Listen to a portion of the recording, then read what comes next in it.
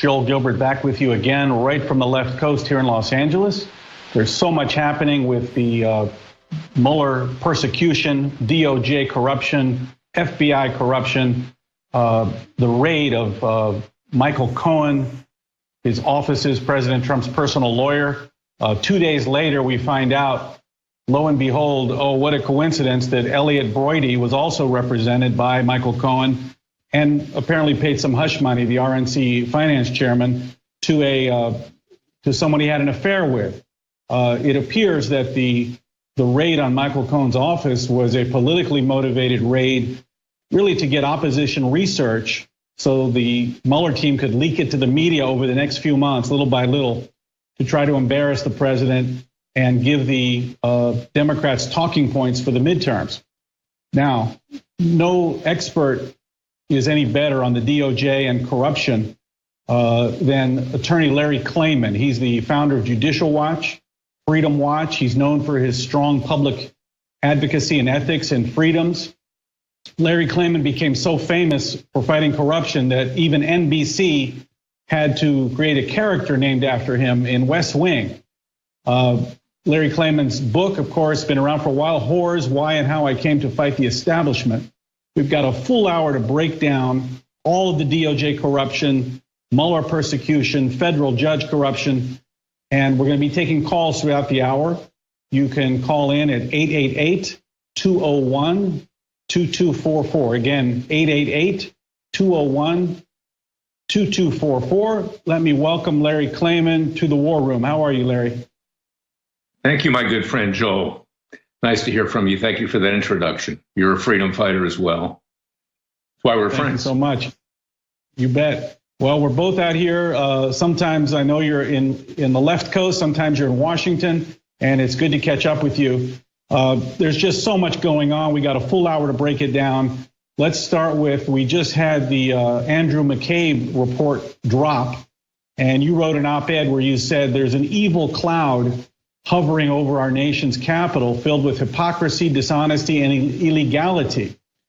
And you also said it's time that people responsible for the jihad against President Trump be held accountable.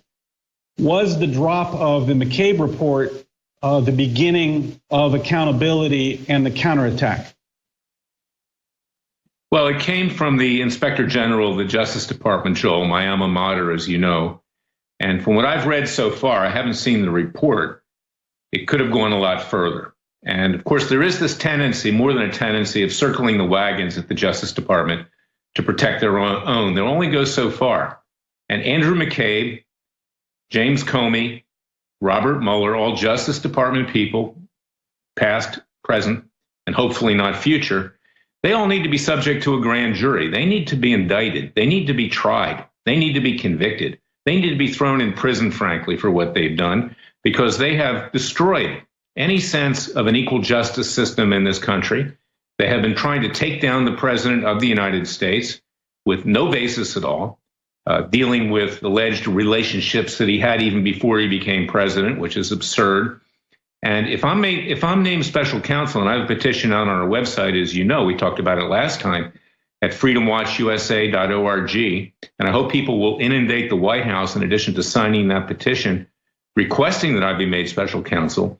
I pledge to all of the viewers and all of our supporters and patriots throughout this country that I'll risk my life to get these people tried and convicted. And that goes for Hillary Clinton, Barack Obama, George Soros, radical black leaders, radical leaders of other groups that are trying to destroy this country, such as Antifa. We already have lawsuits at Freedom Watch about that. But with criminal powers of the Justice Department behind me, we can clean out this rat's nest in Washington, D.C. Because clearly the president's lawyers, they're very timid. Jay Sekulow is a really nice guy, and I know him, but he's a religious rights lawyer. He's not a criminal defense lawyer. Ty Cobb, the other lawyer, the grandson of the great baseball player Ty Cobb, well, he struck out, ironically, and he's not a loyalist. He's a Democrat. He represented John Wong, the suspected spy in the 90s in the Chinagate scandal that we helped trigger at Judicial Watch at the time. So we need some strong legal help here. And the IG, to get back to that, the Inspector General of the Justice Department is basically just kind of warmed over pudding. It's not strong enough. we need really strong action at this point to save the country.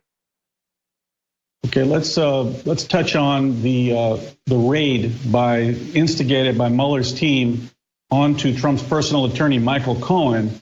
How rare is it for investigators to actually raid an office, a home, a hotel room of an attorney who's representing someone they're dealing with on a current matter, especially an attorney of the President of the United States? How rare is this? And how could this happen with a federal judiciary in place and the Constitution to protect us? Was the raid rubber stamped by a court? And what do you think, and how rare was this? This is what scares me. And you made reference to the column that I wrote today that's going to be on WND.com and on freedomwatchusa.org. We had a radio show today. You're on it frequently, Joel, on Radio America, called Special Prosecutor with Larry Klayman. And I'm talking about the people who are primarily responsible for bringing this country down. Robert Mueller, James Comey. We've got Attorney General Sessions that sits there twiddling his thumbs because he's afraid he's going to wind up getting indicted by Mueller for alleged obstruction of justice and Russian collusion. Of course, you have Rod Rosenstein, who I now call Frankenstein, because he walks around brain dead. He just wants to go along to get along. He's a swamp creature that depended on both establishments and both political parties to get his job. But the thing that really gets under my skin, the thing that really gets me upset, because I do believe in the justice system.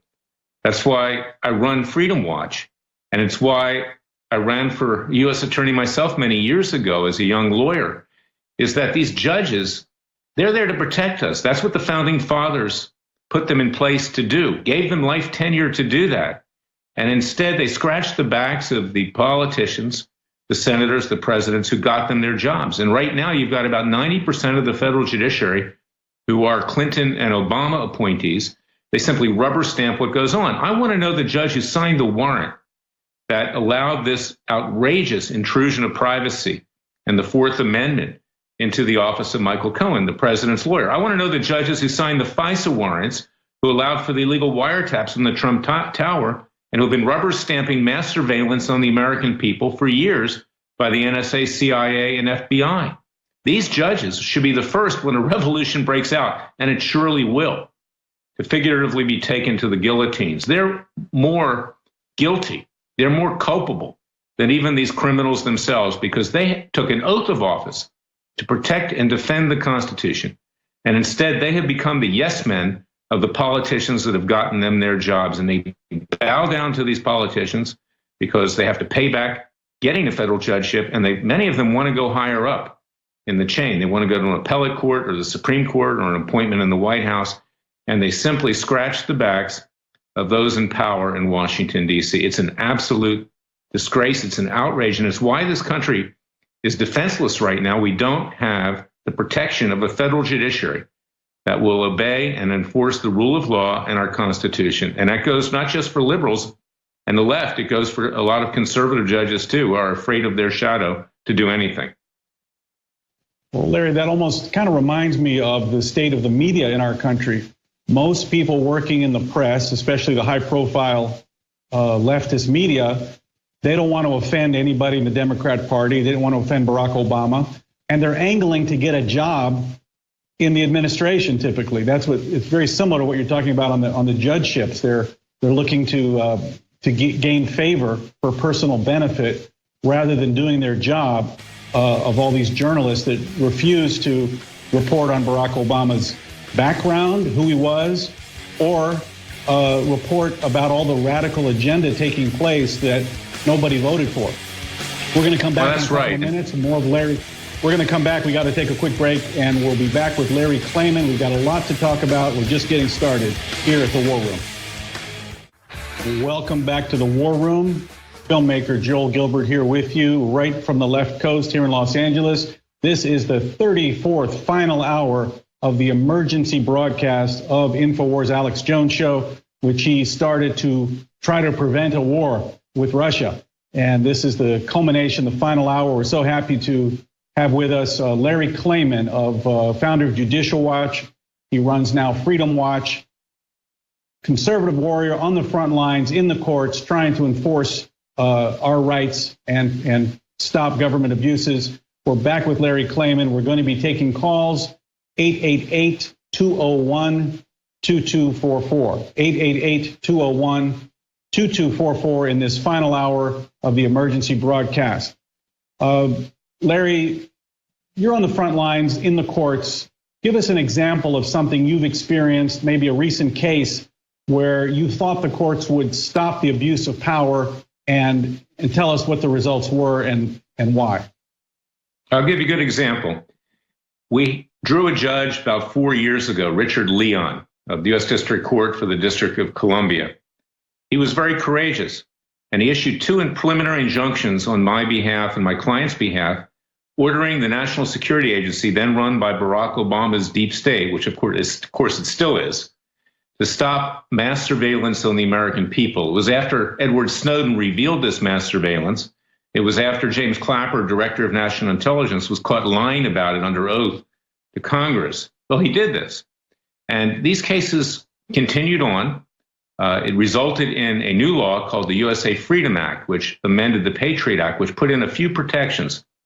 But we found out in the last year and a half that, in fact, the NSA, the CIA, and the FBI didn't obey that law. They continued to violate the Fourth Amendment rights of Americans, and not just President Trump, but many other people. They got into my cell phone again. They were downloading my files. One morning that I got up, a whistleblower that I was representing at the time, Dennis Montgomery, his computer was hacked. So we filed another lawsuit, and we had it assigned to Leon.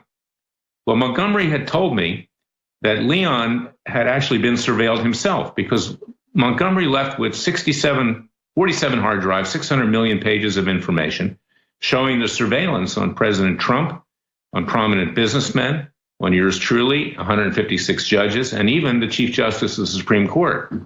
Well, these cases sat in front of Leon for several years. And just recently, he dismissed them without any cause. We never even got discovery. The case did not move forward. And I suspect that what's happened, and I asked him a question 3 times in pleadings. I said, Your Honor, we're grateful for what you did, but please let us know if you've been in communication, if you've had what lawyers call ex parte contacts with these deep state intelligence agencies. And he wouldn't answer the question. Instead, he made a flippant remark about me and believing that there was a deep state, like I was some conspiratorial theorist. Well, this week, I filed complaints against the judge. Now, he's a conservative judge, and I point that out because it's not just the left. The left is primarily responsible. But these conservative judges are afraid. They're not following the Constitution. They're not standing up for the American people. I know of only one who has the courage, Royce Lamberth of that same court. But the left is even worse. And you've got Amy Berman Jackson over there that's putting the screws to Paul Manafort, rubber stamping everything that Mueller wants. The poor guy is still under house arrest after 6 months, and he's willing to post $10 million in bail. He's not a flight risk. He's not a threat to anybody. You've got these judges who are rubber stamping FISA warrants to wiretap the president and to basically invade, like it was the KGB, the office of Michael Cohen. And we don't know who these judges are yet. They're being protected. And they are most likely all Clinton and Obama appointees. 90% of the federal judiciary are leftist judges, and they are a real threat to our country. And I have this judge, Amy Berman Jackson, I've got her up on appeal in a number of cases, and one of them deals with Hillary Clinton and the use of her private email server, where it was intercepted, it was violated. That gave rise to the coordinates of Ambassador Chris Stevens. The terrorists got that probably from Iran or some other adversarial power, maybe Russia, maybe China, maybe North Korea. And as a result, the ambassador died, and 2 of our client's sons, Patricia Smith and Charles Wood's sons, were killed, Ty Woods and Sean Smith, who were working with the ambassador undercover in Benghazi. Now, that case was dismissed on Memorial Day, Joel. It was an affront to Gold Star parents. This is a highly leftist political hack judge who also has the Manafort prosecution. And in fact, Hillary Clinton has no immunity. She defamed our client. She called them liars, that they had misrepresented what she told them, which was that these were Muslims out on a walk in the woods, so to speak, as she put it, in front of Congress, that were mad about a video of Muhammad when she knew that it was Al-Qaeda. She did that during her presidential campaign. We're going to have this reversed and sent back. But this is what you're dealing with in the courts. And that's why I started Judicial Watch. in 1994 to watch judges, and it's gotten much, much worse. And we're now doing what Judicial Watch used to do. They're mostly doing Freedom of Information Act requests. They're doing not such heavy lifting. We do the heavy lifting at Freedom Watch, and it's why I want to be appointed special counsel, because I'll finish this off. These people will be held accountable, as I write today. All right, everyone, please check out that website and sign the petition.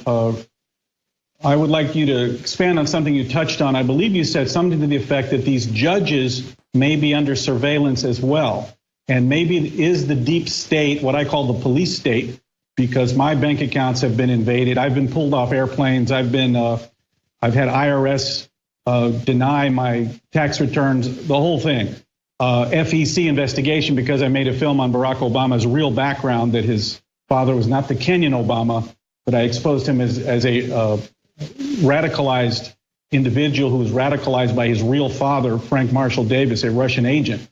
But people wonder about John Roberts, conservative judge, voted for Obamacare. Do you think that they had something on him and they controlled Justice Roberts to go ahead and pass this law that everyone thought there's no way he's going to vote for it? I do believe that, Joel, and I believe they did that with Judge Leon. And I filed cases with regard to that. I now have a complaint at the Inspector General for Leon, at the Office of Professional Responsibility of the Justice Department for Leon, because the FBI, which is part of the Justice Department, obviously communicated with him behind my back, ex parte. That's unethical. It's illegal. Okay, and they probably coerced him. And I believe they conversed. Something much worse. It's much worse if you're saying that the deep state with all this NSA surveillance state actually can surveil the judges. Every time they go on a website, whoever they email, they can just call up a judge and say, we need you to sit on this case for 3 years or we're going to leak this information. How rampant do you think that could possibly be? Because that is a big danger.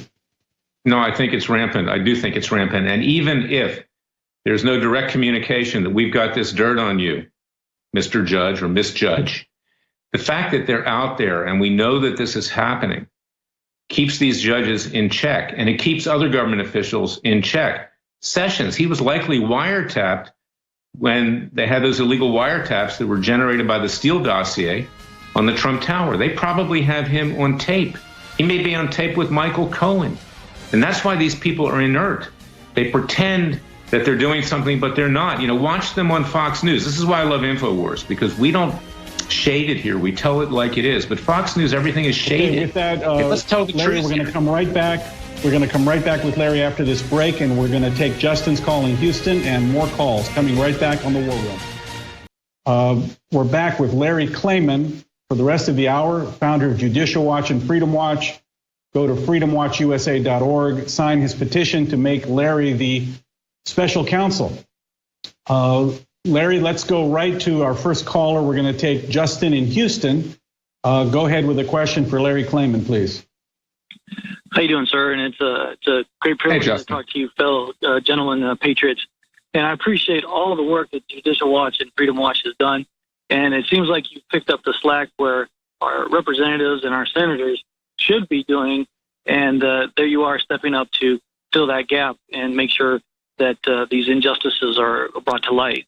What I'm asking is, what does it actually take to charge someone with sedition?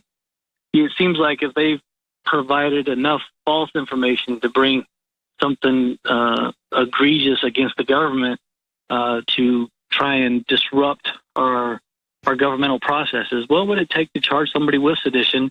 And once we have one of those convictions, there would be a precedence to have others charged as well. Okay, thanks. Taking action. Larry. That's a very good question, Justin. It's to take an action which is contrary to the law and which harms the Republic of the United States. And in fact, we have done this. We have a citizens grand jury down in Ocala, Florida, which is where I had my campaign headquarters when I ran for the Senate in 2003. It's a very conservative place. I'm from Florida, as you may know. And we actually had a citizens grand jury, and we indicted Hillary Clinton. We indicted Barack Obama. We tried them. We had them convicted by a citizens jury, an actual petit jury at the time. But of course, unless you are the Department of Justice and the U.S. Marshal's Office, you don't have the ability to enforce that. And that's why it's important for me to be named special counsel. It's why, in addition to signing the petition at freedomwatchusa.org, we need 100,000 signatures. Right now, we have about 20,000 to get the attention of President Trump. I urge everybody to send him letters and emails at the White House and urge that I be appointed, because there's no other lawyer in this country, if I do say so myself, that's willing to take the risk to do this, to clean out this rat's nest, because there will be retaliation. There will be threats. There will be a price to be paid. And I believe that I have to do this. Our founding fathers did this. And I know that Alex takes this risk and that Joel takes this risk because we say and do what we think is right. But there are very few in this country who will go the distance. And I might add, I like Fox News, but it's not InfoWars. It's not freedomwatchusa.org. It's frankly, it's a little watered down, and we don't always hear the truth. I mean, I remember back a few years ago, just to give you an anecdote, that I was standing in front of the World War II Memorial with Sarah Palin and Senator Mike Lee and Senator Ted Cruz. And I was looking at the Lincoln Memorial in front of me. It was when the government was shut down and Obama was preventing veterans from going to the World War II Memorial. And I just kind of went on overdrive. It was early in the morning, it was raining. And I looked at the Lincoln Memorial and I said, there was a great man. There was Martin Luther King, who stood for all the people. Our president today, Obama, stands only for his people. And I send this message to the president: get up off your knees, put the Quran down, and come out with your hands up. And I meant that. And it proved to be true, is that this president, this half Muslim, sympathized not with people in this country and with Israel. He sympathized with his own people and did a lot of things that harm us. And it's coming back to haunt us right now in Syria with this alert that Alex and Joel and others are putting out, because we have a real crisis in the Middle East. And President Obama was treasonous. He should be tried for sedition. I believe that. Hillary Clinton, Bill Clinton, they're traitors. They should be tried for sedition and thrown in jail for the rest of their lives. And that's what I would do if I was special counsel. So if you can, urge people, share.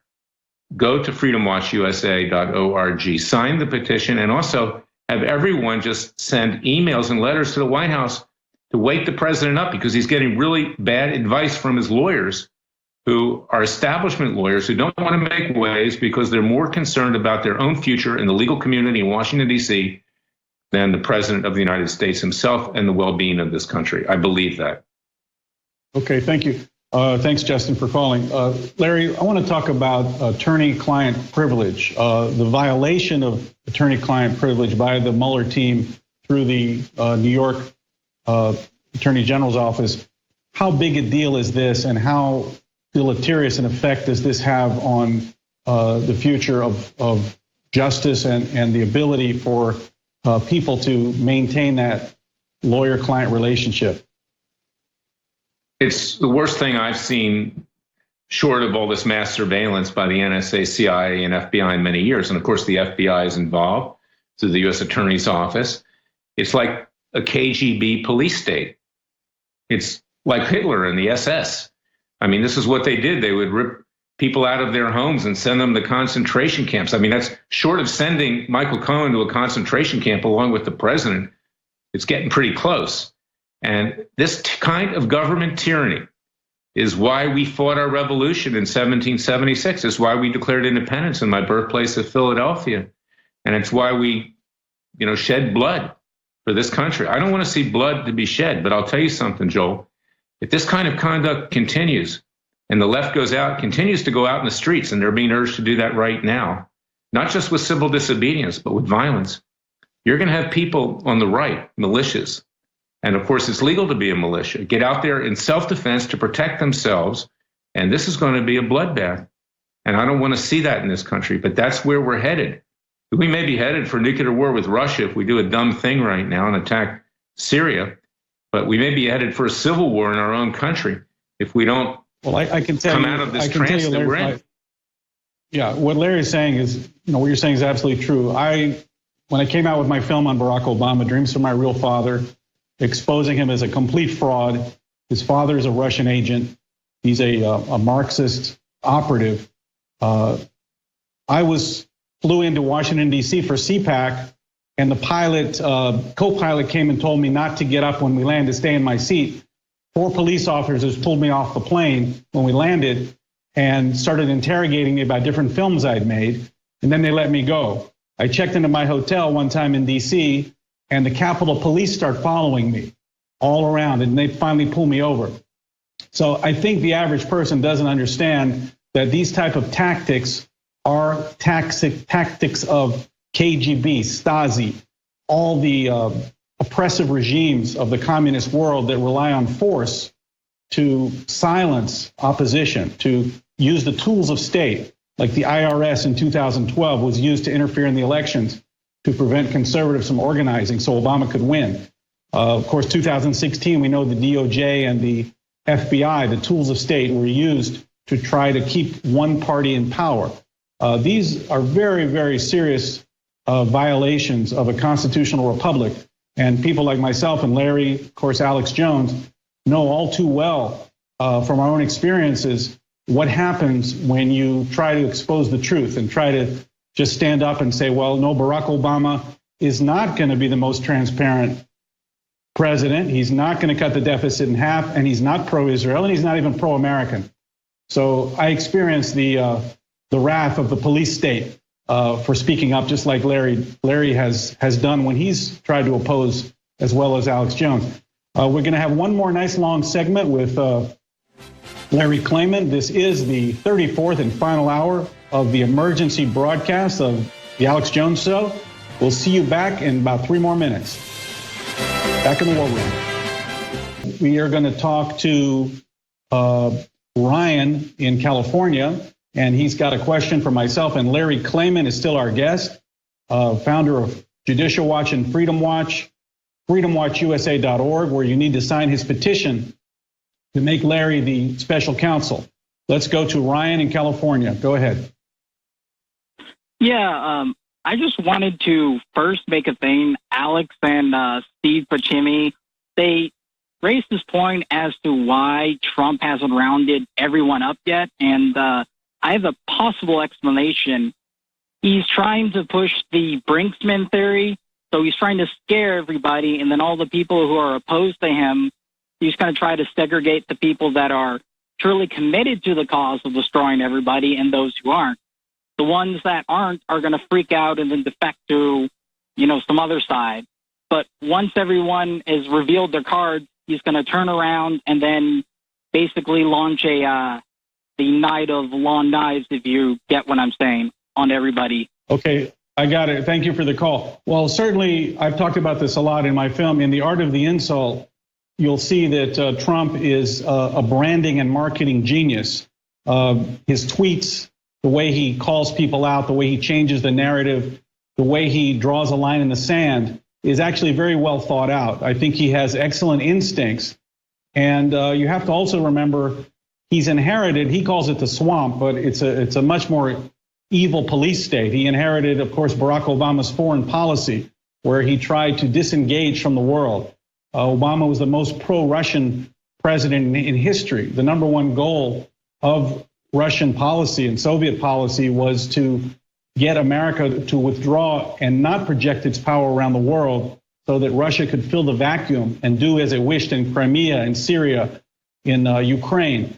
Obama was obeying Russian policy. I've made the case that you see James Comey say, or Brennan says, I think the Russians have something on Donald Trump. Well, there was no question, and I talked about this for years, that the Russians had something on Barack Obama, that his real father was not the Kenyan goat herder. His real father was a Russian agent. And this would have destroyed his ability to run for re-election had they leaked it. So I think Obama was under the control of the Russians. And if you look at his pro-Russia policies, it's very hard to argue otherwise. Larry, I know you're an international lawyer. Can you give us some insight on perhaps what you think Trump can do and accomplish internationally, given the difficult position that Obama put the country into for 8 years? With regard to what's going on right now in Syria, he should give Israel a free hand and let them take care of it. The threat there is Hezbollah, Hamas in Gaza, and the Iranians who have infiltrated Syria. So let Israel do what needs to be done. We should stay out of it, I believe. if they want to kill themselves, there's nothing we can do with it. I'm not so convinced that the rebels didn't, even as Putin said, set off those chemical attacks. It would be something that would be logical to get the world to back them in a desperate situation. And with regard to North Korea, you have to go to the brink here. And this negotiation that we're entering into cannot last for more than a week or two, because the British intelligence have said, and they're much better than we are at it, is that they're going to have the capability of delivering a nuclear weapon by an intercontinental ballistic missile within 5.5 months from now. That was 2 weeks ago they made that prediction. So he's got to move quick, and he can't be deceived by Kim Jong-un. And with regard to Iran, he should also just simply abrogate that treaty and put, his foot to the pedal here and tell them, either you sign an agreement that you'll never have nuclear arms and you will not engage in terrorism, or frankly, we'll blow you up rather than the Soviet Union.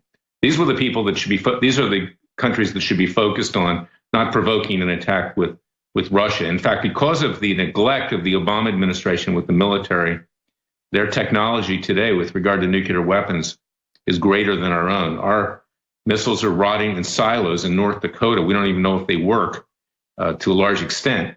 Russia is more powerful than we are, and now is not the time to provoke them. Okay, and we got about 5 minutes left with Larry Klayman. Again, this is the final 5 minutes of the 34-hour emergency transmission. We thank you all for being here. Larry, what's next in this Mueller persecution? They've got Trump's lawyer. I suppose they're trying to intimidate him. They've got all his records, every client he's ever had. We just saw Elliot Broidy, the RNC finance chairman, who was also represented by Michael Cohen. What a coincidence. 48 hours after the raid on Michael Cohen's offices, it leaks out that he paid some hush money to a Playboy model, and he's resigned. Is this going to get worse and worse, or do you see a turning point where the persecution is going to stop and Trump can get on to executing his presidency without this constant harassment of the deep state? No, Joel, this is why I've been telling the president to get new lawyers, get people outside of Washington, D.C. that'll go the distance for you, because they kept promising him it would be over Thanksgiving, it would be over Christmas, be over in January, February, March. Now it's April. We're getting into May. Mueller is going for the throat. He is an establishment creature. The Democrat establishment and the Republican establishment wants to take the president down. He is in dire jeopardy, and it's why you do need a special counsel that'll take these people out if the president's not willing to fire them himself before they get him. But I do believe that the president needs to sober up and not only get new lawyers, but he needs to get rid of Mueller, he needs to get rid of Rosenstein, and he needs to fire Attorney General Jeff Sessions. He has the authority to do it. Don't worry about impeachment. You'll never get convicted in the Senate. In any event, you got to do what needs to be done, because he needs to focus on these crises in Iran, Korea, Syria, and the rest of the world, notwithstanding our own internal crises here, where we're nearing a civil war between right and left because of the viciousness that has ensued since this president has been elected. Larry, how much do you think this whole special counsel thing is a little bit the revenge of the Clintons? I've seen Bill Clinton in interviews, even recently. He starts talking about Ken Starr was investigating him, the special counsel, for 6 years of his presidency, and he turns red. He's so angry. Could some of this be the Democrats trying to take revenge for Clinton being under investigation for so long, as well as even going back to when the FBI was breaking up the Black Panthers, Weather Underground, and all these other terrorist organizations? Is there a connection? That's clear. You're right. It's revenge, but it's even more than that, Joel. They're trying to seize control of the country. They're Bolshevik style 1917, trying to destroy this country. And then once they get a hold of it, they're going to build it up in their socialist/communist, atheist, radical, anti-American image. I mean, look, even Bernie Sanders, he took his honeymoon in Moscow. What's the left so concerned about Russia? Russia's their Mecca. They want a socialist state. They want a police state. They want to squeeze God out of this country because God becomes the government. And this is their objective. So, yes, we are fighting a war, in effect, to the death. Our lives are at stake. All of our lives are at stake. And they're not going to stop with just getting rid of Trump. Once they get rid of him, Trump, they're coming at us, the conservatives, the libertarians, those who will not go along with their socialist radical views. And that's been proven over time in a variety of countries. It can happen here. And we cannot delude ourselves into thinking that it won't happen. And that's why this dual system of justice, and this is why I love this president, because he calls it as he sees it. The legal system is corrupt to the core. There's no other lawyer in this country that will discuss that or talk about that because of retaliation by judges, by other lawyers, by government officials. When I was running Judicial Watch, I had people following me home. People would show up with cameras in front of my townhome in Georgetown. I would ask the security guard, why did they get in? And he would say, yes, it was an appraiser, a property appraiser. And I would say, well, who else's house was being appraised? And he couldn't tell me. This is the modus operandi of the left to use intelligence agencies, like you pointed out, Stasi, KGB, others, to terrorize the public. And if that public rises up, they will seek literally to chop our heads off. And we got to remember that. And that's why we need a Second Amendment to defend ourselves. Fantastic, Larry. I appreciate your being here for the full hour. This is the final moments of the 34-hour emergency broadcast. Go to freedomwatchusa.org. Please sign Larry Klayman's petition. I think the Never Trumpers and everybody else, if you're not clear by now, you're definitely clear that had Hillary Clinton won, there would never be another free election, and that would be the end of the United States as we know it.